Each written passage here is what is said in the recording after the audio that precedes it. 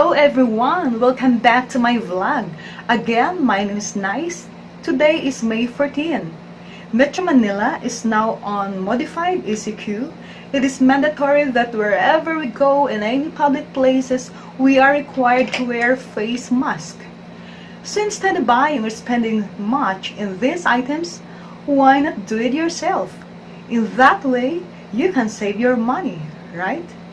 In this vlog, I'm going to share with you how to make face mask. Please stay tuned till the end of this video.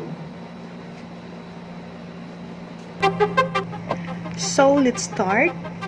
The fabric that we are going to use in this face mask will be Pranella cloth, which is also the kind of fabric that is being used for newborn baby's blanket.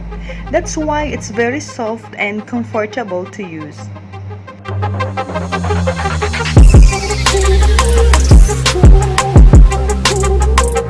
We are going to cut 7 inches for the elastic band or garter.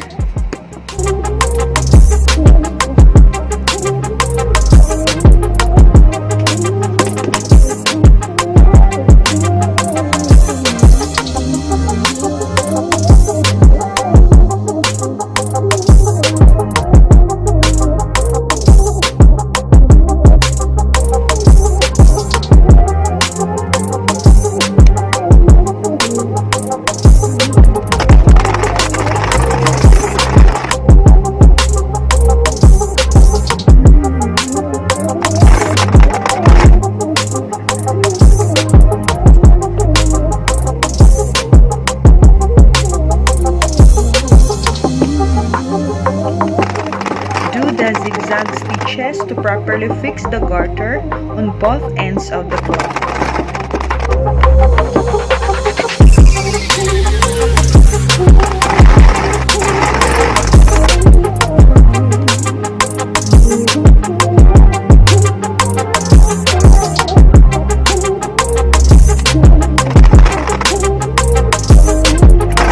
Attach the garter properly to its four corners.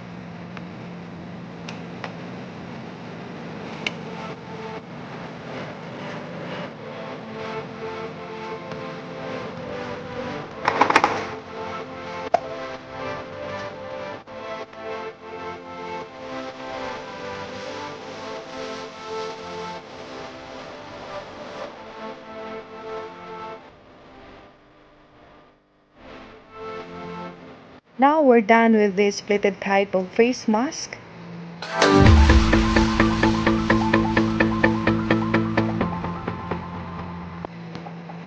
The fabric is so soft and it will be very comfortable for us to use.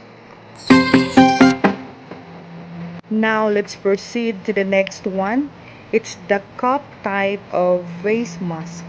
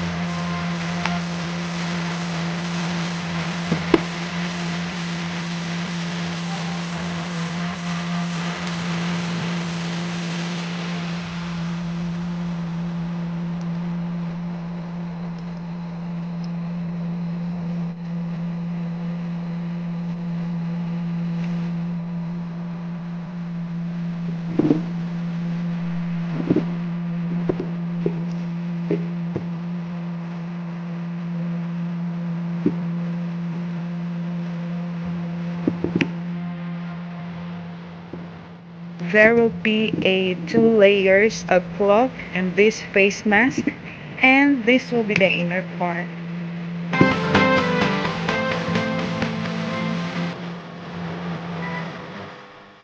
And this will be the outer part.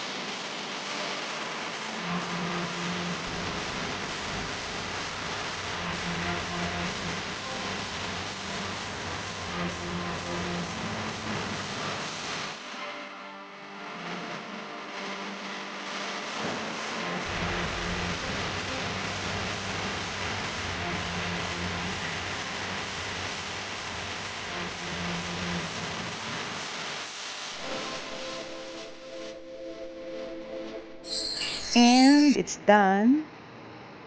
Look at the edges here. It's properly fixed.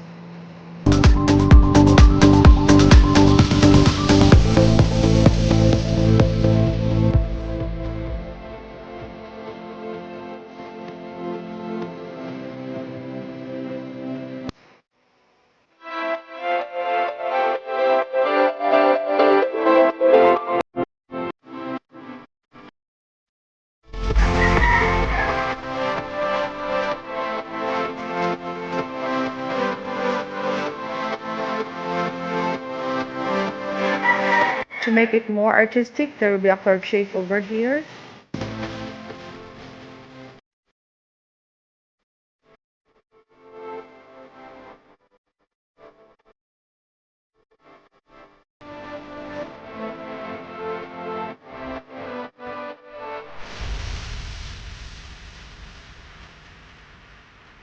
Look at this one. It properly fits on my face and it covers down to my jawline. Very soft and comfortable. Thank you for watching, and please don't forget to subscribe to this channel and click the bell button over here. Thank you and bye.